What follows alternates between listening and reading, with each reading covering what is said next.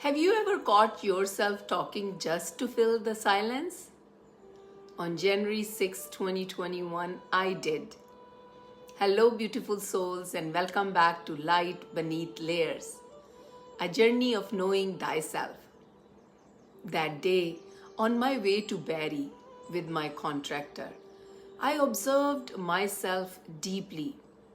I noticed how I speak on autopilot about myself, about others, about challenges, problems, anything, just to avoid quietness.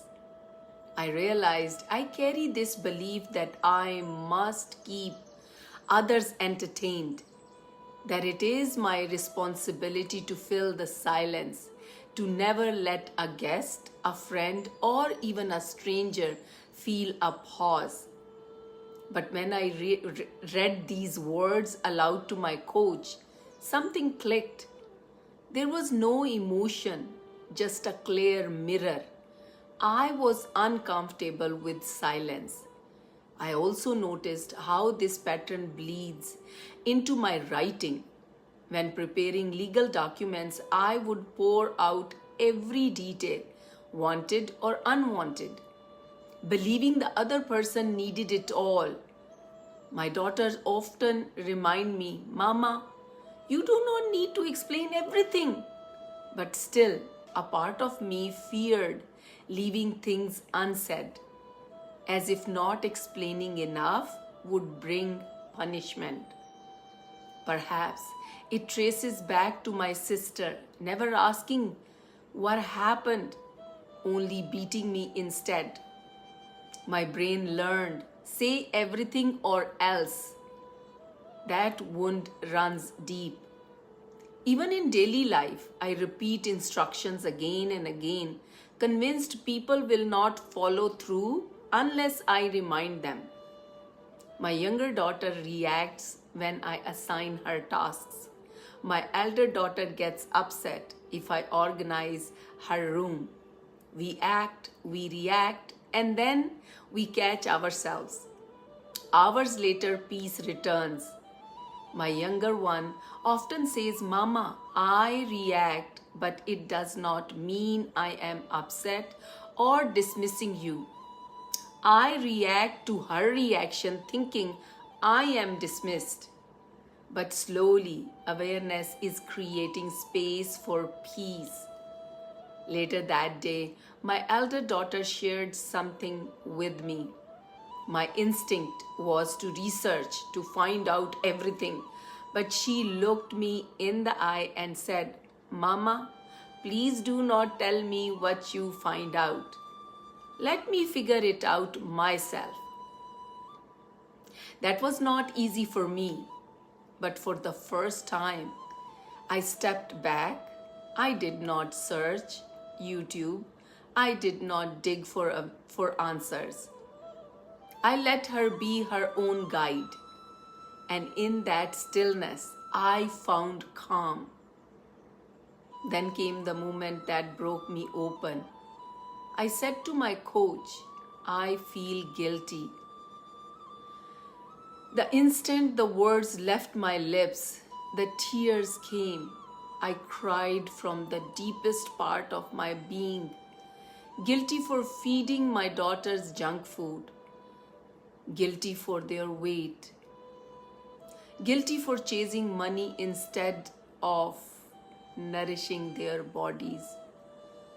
The guilt tightened my throat until it ached. I cried loud, raw, and surrendered. In that breakdown, something broke open. My coach reminded me, you three are soul family, seek guidance from their higher power. Speak to their souls, empower them. Her words blessed me with a new perspective. I was not a failed mother.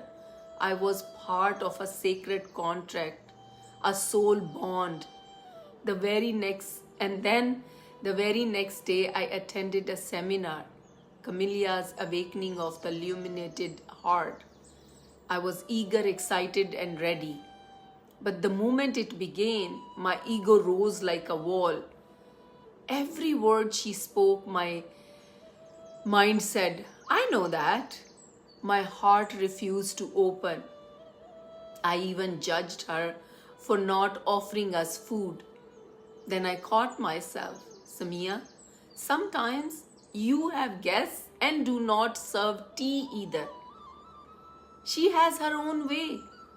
My judgment softened. She did eventually offer snacks. But by then, I already saw my pattern, my ego judging, resisting, controlling. Awareness again. Looking back, I saw how that week gifted me 3 mirrors. 1. My discomfort with silence. 2. My guilt as a mother. 3. My ego blocking my heart. Each mirror asked me to pause, to soften, to release control. Each mirror reminded me that silence is not emptiness, guilt is not truth, and ego is not the doorway to love. These are not just stories of my life, they are reminders for all of us. Silence can be holy, guilt can be healed, and judgment can be transformed into compassion. What you notice in your is not here to shame you, it is here to free you. So I ask you, beautiful souls, where do you notice your autopilot pattern? Where do you talk, repeat, explain, or control just to feel safe? And what would happen if you allowed silence, if you trusted others, if you let your heart, not your ego, guide you? And beautiful souls, I upload new healing stories every Monday to Thursday. Come back tomorrow and let us heal together, one story at a time.